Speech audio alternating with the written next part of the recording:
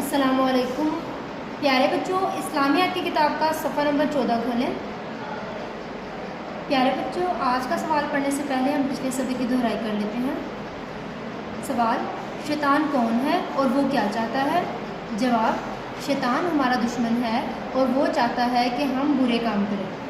سوال: اگر شیطان ہمارے دل میں بری بات ڈالے تو ہمیں کیا کرنا چاہیے؟ جواب: ہمیں فوراً اعوذ باللہ من الشیطان الرجیم پڑھنا چاہیے۔ سوال: قرآن شریف کی تلاوت سے پہلے کیا پڑھنا چاہیے؟ جواب: اعوذ باللہ من الشیطان الرجیم پڑھنا چاہیے۔ سوال: جب غصہ آئے تو کیا پڑھنا چاہیے؟ جواب: اعوذ باللہ من الشیطان الرجیم پڑھنا چاہیے۔ سوال: جب برا خواب نظر آئے تو کیا پڑھنا چاہیے؟ جواب: اعوذ باللہ من الشیطان الرجیم پڑھنا چاہیے۔ سوال: اعوذ باللہ من الشیطان الرجیم کا مطلب کیا ہے؟ جواب: میں شیطان مردود کے وسوسوں سے اللہ کی پناہ میں آتا ہوں۔ کیا مطلب ہے؟ میں شیطان مردود کے وسوسوں سے اللہ کی پناہ میں آتا ہوں۔ اب ہم پڑھتے ہیں آج کا سبق۔ سوال: اعوذ باللہ من الشیطان الرجیم پڑھنے سے کیا ہوتا ہے؟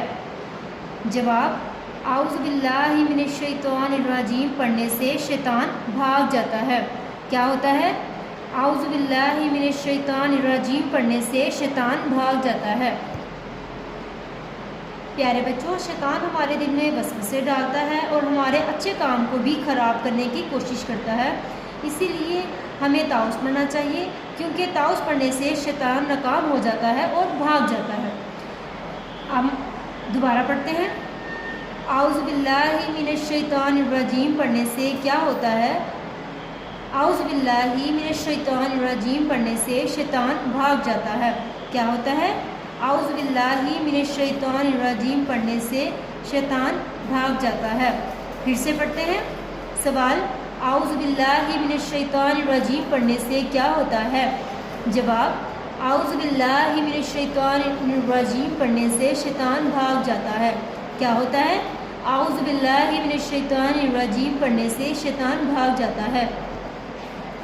پیارے بچوں، ہمیں قرآن پاک پڑھنے سے پہلے رات کو سوتے وقت اگر کوئی برا خواب نظر آئے تب، یا پھر جب ہمیں بہت غصہ آئے تب ہمیں اللہ کی پناہ میں آنے کے لیے اعوذ باللہ من الشیطان الرجیم پڑھنا چاہیے۔